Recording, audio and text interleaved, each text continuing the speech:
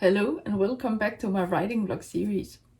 I'm still working on my original novel, Nature's Culling, and it's going okay, I think. I'm recording this on May 7th, 2026. This is writing blog number 50. I'm trying not to focus that much on the writing blog number, but instead focus on what I'm actually working on in the writing blogs. So, in this one, I'm going to work on chapters 14 and 15. Chapter 14 is the midpoint plot point, and chapter 15 is the reversal plot point. I'm following this 27 chapter method outline or whatever it's called, and that means that I will be a bit more than halfway through the novel when I'm done writing these two chapters today. The midpoint plot point is the chapter where something big happens that changes the course of the rest of the story. And I have something in mind for that, but I will get back to it later. And chapter 15, this reversal plot point, is a direct consequence of the previous chapter, I think. I'm not quite sure what it says in the 27 chapter method outline for these, what it's actually about, but I can check. For the midpoint, this document I have saved on my computer says that in the midpoint, the hero encounters something that complicates the plans and motivates them to change the course of events. And then there's an example, but I won't read that. And the reversal plot point, according to this 27 chapter method, is everything changes. I stated before that the reversal plot point is a direct consequence of the midpoint plot point. I think that this makes sense because the midpoint is something big that happens that changes the rest of the story, as I said before. And then reversal is how the characters are then dealing with this new change. So I think it makes sense, and I think I have applied it correctly to my own novel, Nature's Culling. The midpoint plot point is the 5th chapter in the second act. And there are only 9 chapters in each act, so the midpoint is basically in the middle of the story, so hence the name for that plot point. But now to my outlines for these 2 chapters. For the midpoint I have my female MC dies. My male MC is devastated, and he's not, to say the least, pleased with his sister-in-law. This outline is very broad, and it is just a very basic summary of the essence of the chapter, if that makes sense. It doesn't really state how I get to that point and what is going to happen in the scene in the chapter. So before I started recording this today, I've thought a lot about my story, and I came up with an idea for a specific scene that I can write in my story that fulfills this plot point. But I will get back to that later. For the reversal plot point, chapter 15, I have the sister-in-law and her husband are devastated too because the female MC died, but the sister-in-law says that life goes on and she and her husband are busy taking care of their newborn baby. This is actually baby number 2 they're going to have. I have changed the story a bit along the way as I'm actually writing these chapters, because if I just have a very basic outline, then it's something to go on, but it's not really that helpful for me in terms of what I'm actually going to write in the scene or what the scene is going to be. But yes, those are the 2 outlines I have for these 2 chapters. The outline for chapter 14, the midpoint, is very broad, but that means that I needed to actually come up with something for the story. And I said earlier that I would get back to it, and now I'm doing that. What I'm thinking is going to happen in this midpoint chapter is that some time has passed, and now Kenny is on the ranch with Penelope, and somehow, some way, Charlotte, Timothy, and the baby Hope have come back to the ranch as well, and Pamela is working there too, and she has settled in quite nicely, and she's happy with the work that she's doing for them. So there's no need for her to leave, and there's no need for Kenny and Penny to fire Pamela because she's doing a great job. So some time has passed and they're working on this ranch, but because some time has passed, It's about time that the baby is going to be born, so Penelope's sister, Peyton and Dustin, are going to have that baby number 2. I think that the story is taking place around late spring, maybe early summer or midsummer.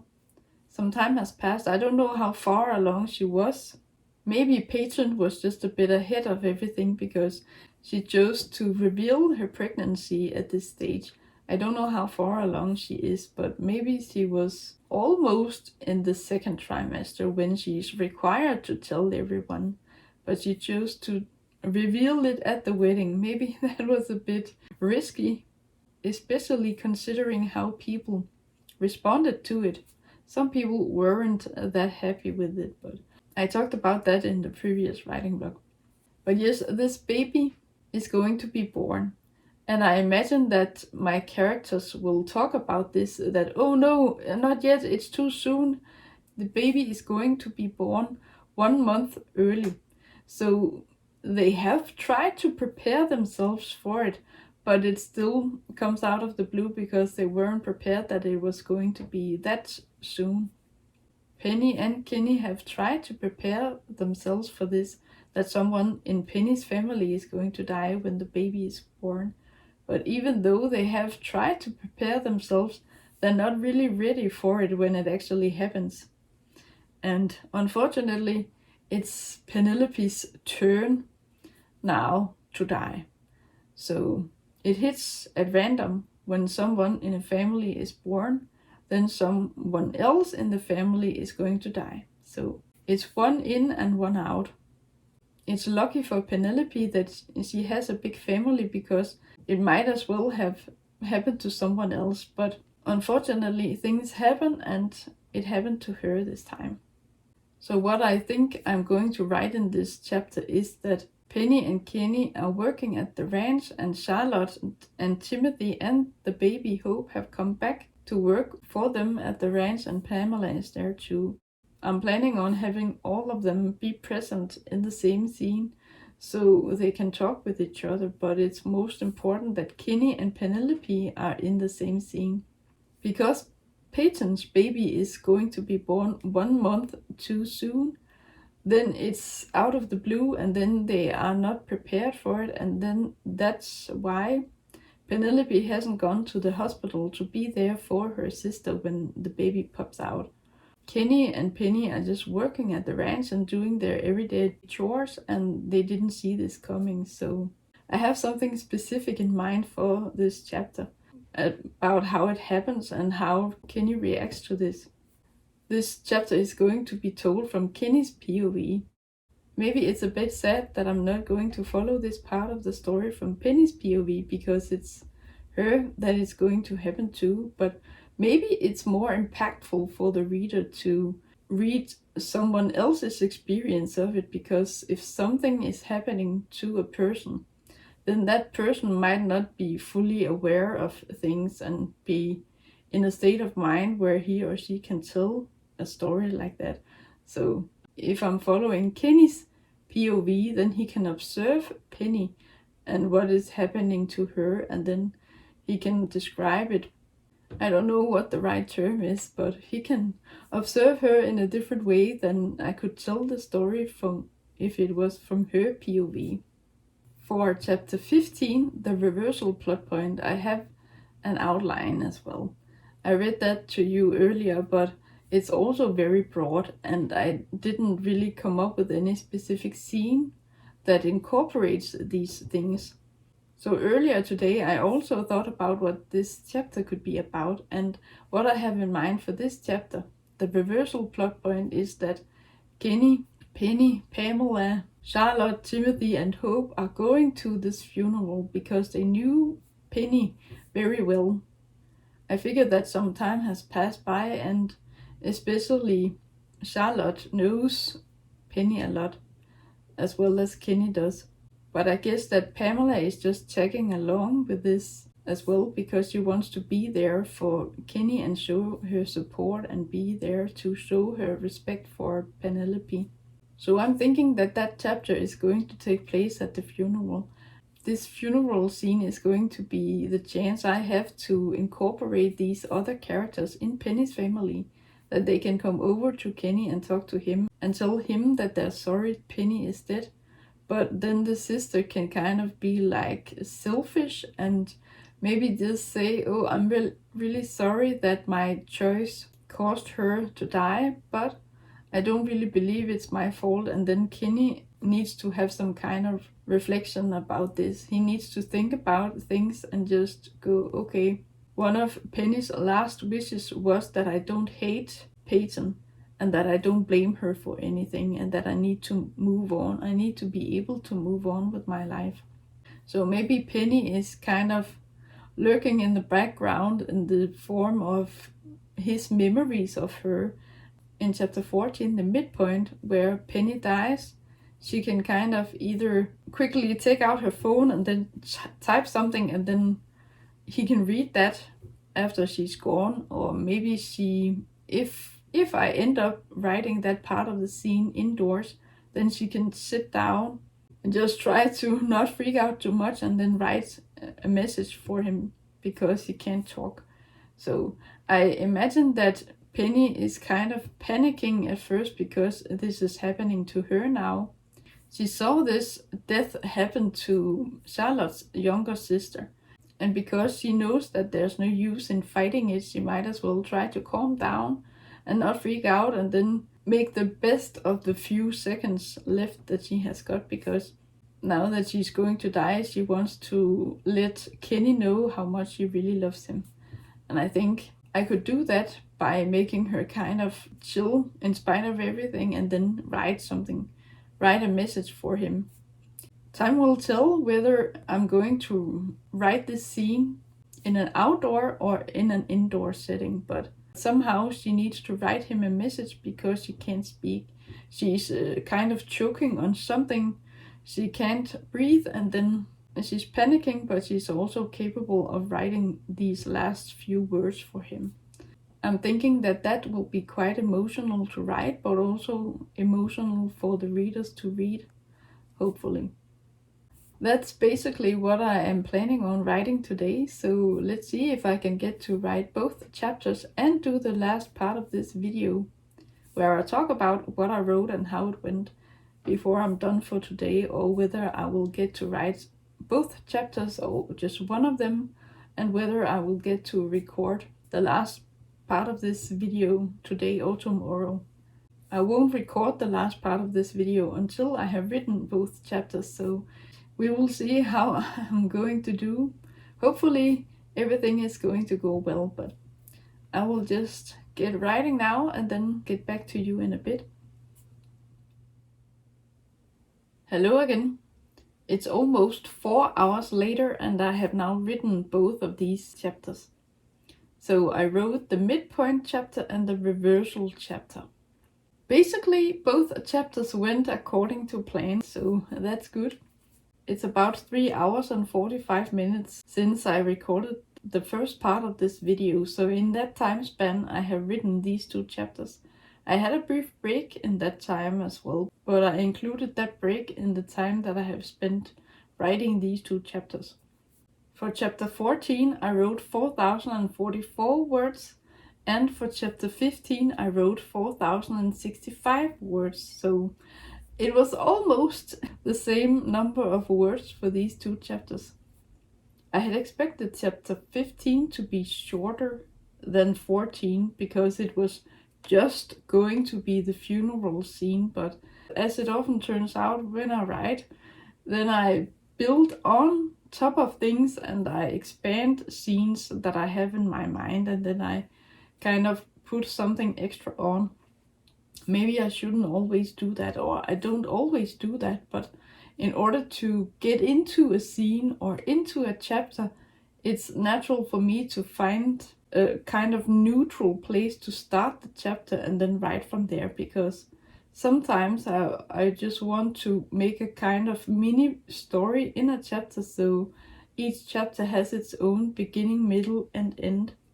If a chapter just starts right in the middle of the action, it's typical for an action scene, but it's not an action story that I'm writing. It's drama, It's post-apocalyptic in a way, and it's drama and it's feelings. It's these inner thoughts and feelings that I'm focusing on. So it's not a lot of explosions and car chases and stuff like that. That's typical for action movies.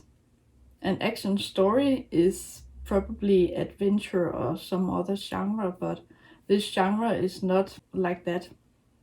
The essence of the Midpoint chapter is that my female main character dies. I don't know if you recall what I had in my outline for that chapter, but it was basically my female MC dies and my male MC is not pleased with Penelope's sister and her husband. So that was basically what I had in my outline, but that's not a scene, that's not a story, that's just a very broad summary of something that happens in a story. And that was basically what I wrote, but I needed a framework for it, or I needed a scene to take place in the story so I could actually include these things.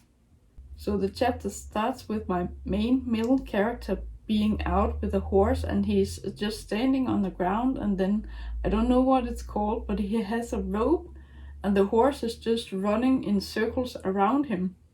So it's just going around and he's just standing there and making sure that the horse gets some exercise, and he comments or he reflects on the fact that it's strange that the horse has become skittish. I got this new idea that nature in the story isn't done culling humanity yet. Something makes these animals more hostile toward people, and then maybe it's more dangerous for people to go out in the woods or go out into the wild if there's a wild or dangerous animal there who might attack them. It's just something that I thought about because recently here in Denmark we have a problem with wolves, because wolves eat animals like sheep and ponies, and they might also attack horses, and horses are quite big, but wolves might attack them anyway because if they're hungry then they spot a prey and then they just go after that, and if they work together and the other horses flee, then the horse doesn't have a chance at surviving, or it's not that likely that it will survive if a wolf or wolf pack attacks. But because we have this problem with wolves, it's an even bigger problem because some of these wolves show interest in people. And there are several instances of people, real people, who have been stalked. They have been followed by one or more wolves who seem interested in people. And there's a theory that it's because people have been stupid enough to feed the wolves, and then these wolves become not afraid of people but interested because they associate people with food. So I'm just worried that wolves might start thinking of people as food. So maybe that's something that would happen in this story, that nature is running amok and that animals are going to be more aggressive and more likely to attack humans. But I'm not sure if I'm going to add that. Nature is already trying its best to cull humanity in my story, so maybe I will include it and maybe I won't. I just mentioned this about the horse being skittish. Something makes it scared. My male main character, Kenny, he has his phone in his pocket. He had turned the sound off, not to scare the horse, but it buzzes. This vibrating noise in his pocket makes the horse react to it, and the ears react, and then he's kind of like, oh, easy boy, there's nothing wrong. And then he checks the messages. Then it's Penny who's texting him and she wants him to come and help them in the garden. So it's summer now, some time has passed and it's summer, and they're going to help each other in the garden. I mentioned this about Kenny's injury. It's a problem if or when he rides horses because the fracture on his leg is at the place on the leg where he presses against the horse to kind of steer it. So if he puts pressure on it, then it will hurt afterward, and then he's better off not riding at all. But it turns out that Charlotte and Timothy and the baby, of course, have come back to the ranch.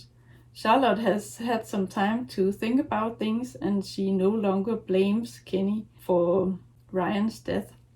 So they have come back, and Pamela is there, and Penny is there too, and they're all working in the garden to take care of that. Kenny walks there, he finishes up with the horse, puts it back in the stable, and then goes to the others in the garden. But they stop working to have a bit of a break and then drink something. It's important to hydrate when it's warm. So they drink this juice and they talk about things. And then it's revealed that it was actually Timothy's birthday when Charlotte, Timothy, and the baby lived in the city. They lived there for about 6 weeks or something before they gave up and then came to the ranch. I weave in something about Timothy being stubborn and not wanting to go to school, and then Charlotte finally gave in and they moved back to the ranch. Kenny is there with the others and they talk, and I tell this part of the story from his POV, and then they talk about this birthday, and Timothy is like, okay, he didn't really have a birthday party because Charlotte was still grieving the loss of Ryan, and they didn't really have time or the energy to have a party for Timothy. Timothy has just turned 10, and then Kenny is like, oh, then maybe he's old enough to ride horses now. I want someone else to help me ride the horses. Pamela can ride horses, but she didn't know how to herd the cattle, but Kenny has taught her. She could ride already, so it was easier in that way, but that's a detail. But they talk about this party, and then they agree that they will finish up in the garden, and then they'll get ready and then go into town to buy birthday presents for Timothy for the party that they're going to have the next day. They go back into the house and get ready, and then right when they're about to leave to go into town, then Penny is clutching her chest and can't breathe.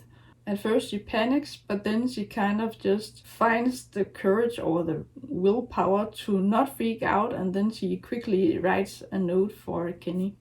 Unfortunately, they can't save her life, and the boy has learned from past experience that it's important to call 911 as quickly as possible, so he does that, and Pamela and the boy go outside, and then Kenny and Charlotte do their best to revive Penny, but it doesn't work. Kenny is of course heartbroken, and I mentioned something about him not knowing how to go on now that he has lost the love of his life. That's basically what happens in the Midpoint chapter. Sorry, Penelope, but you had to die in order for my story to work. Maybe I could think of something else instead, but I don't know what that would be. I have outlined the entire story on the basis that Kenny loses Penny due to this phenomenon.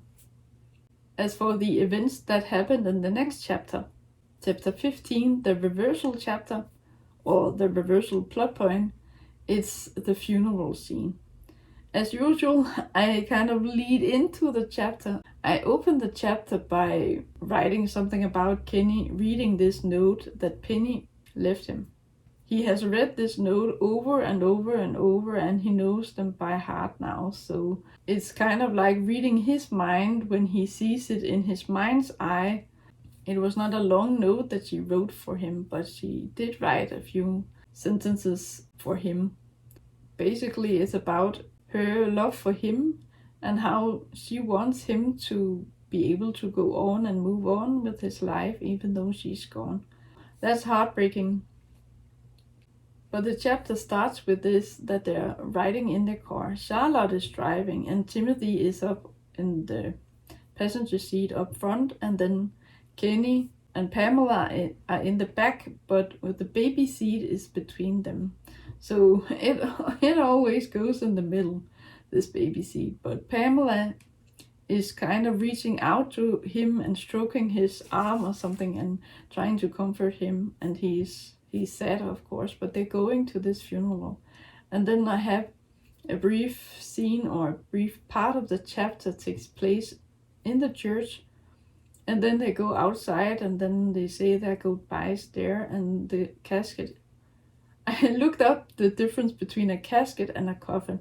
I think it's a casket, but they lower this casket into the hole in the ground, into the grave, And then he's the last one to leave after the others have said their goodbyes. Then he talks out loud and asks for a sign that if Penelope is out there somewhere, then she could give him a sign. And then a butterfly comes over to him and sits on his hand, and then it's kind of like letting him know something. I'm not quite sure what, but it sits on his hand, and then it takes off again, and it flutters right in front of his face, and then it takes off. So he's kind of like, okay, maybe that was her in spirit in some way. But enough about that. He's like, okay, I have to go on, I have to be strong, I have to go to this next thing. So I don't know what it's called. In Denmark we say gravøl. It is the event that takes place after a funeral, where people get together and have something to eat and then talk about the life of this person that just died. I just call it gathering in my novel. I'm hoping that people know what it is, but they will know from the context at least. But they drive there after the casket has been lowered into the ground, and then they take off.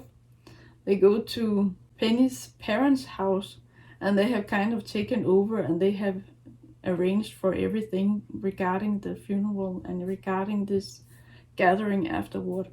But Kenny is fine with that because he can't really handle all of this regarding her death and what happens after. Kenny is struggling with the loss of Penny. It's fine by him that someone else has taken over and has arranged this. I indicate that he had a bit of influence regarding some of the things, but one of the things he comments on as an inner monologue kind of thing is that Peyton had the nerve to pick one of the songs that they sang in church. Already at that point, I indicate that he's not really pleased with Peyton and Dustin.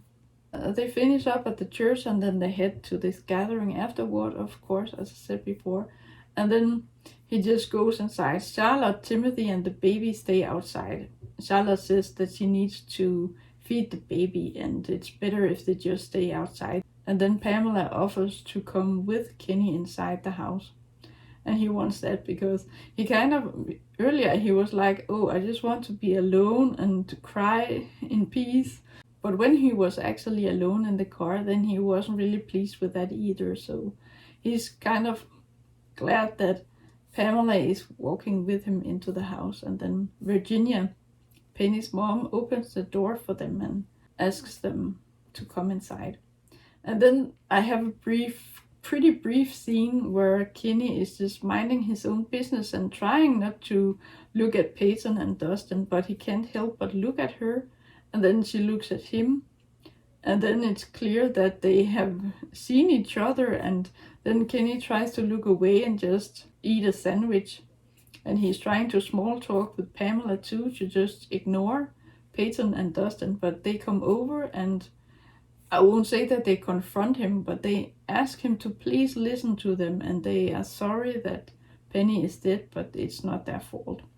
Kenny knows that at the bottom of his heart, he knows that it's no one's fault, but he still doesn't like them.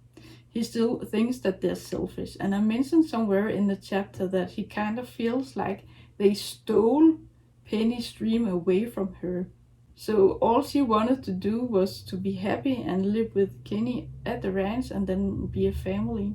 And hopefully they could have a child of their own, but she didn't get pregnant. Kenny also thinks about this fact that he was willing and ready to do whatever it took, and he didn't want to give up, and he just wanted to be with her, but he can't do that.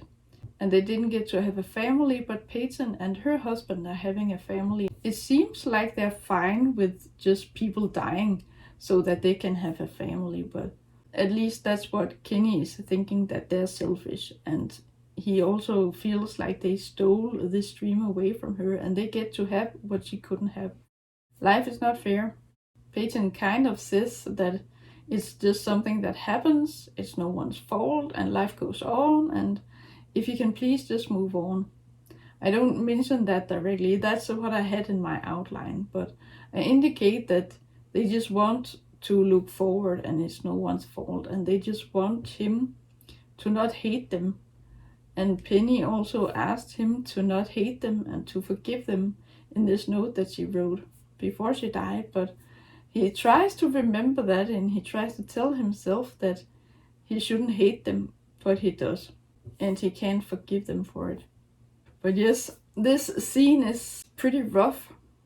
I won't say the prose is rough, but what happens is rough because Kenny is kind of closed off. He doesn't want to listen to them, and he has just lost the love of his life, and he blames them and hates them for it, even though he knows he shouldn't. And so it's just too much for him, and then he just storms out of the house, and then Pamela rushes after him. But outside, he did his best to try not to cry again inside the house, but when he comes outside into fresh air, he just breaks down. I kind of state that he sinks down on his knees and then just cries into his hands, but Pamela is there beside him and tries to comfort him, and he just cries and cries and cries, and when he's finally done crying, he slowly gets up, but then she gives him a hug, and then he just cries again. But she's there for him and she comforts him.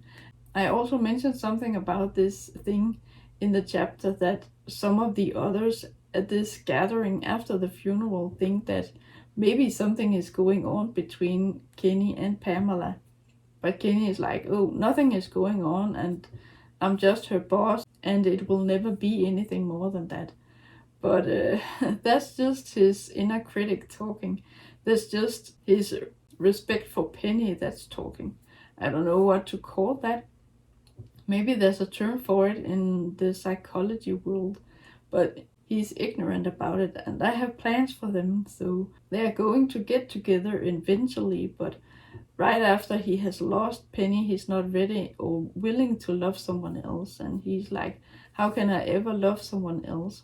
It's hardship for my characters, but what makes a good story is that it's feelings, and that it's raw, and that it's emotion, and it's themes that people can relate to in real life.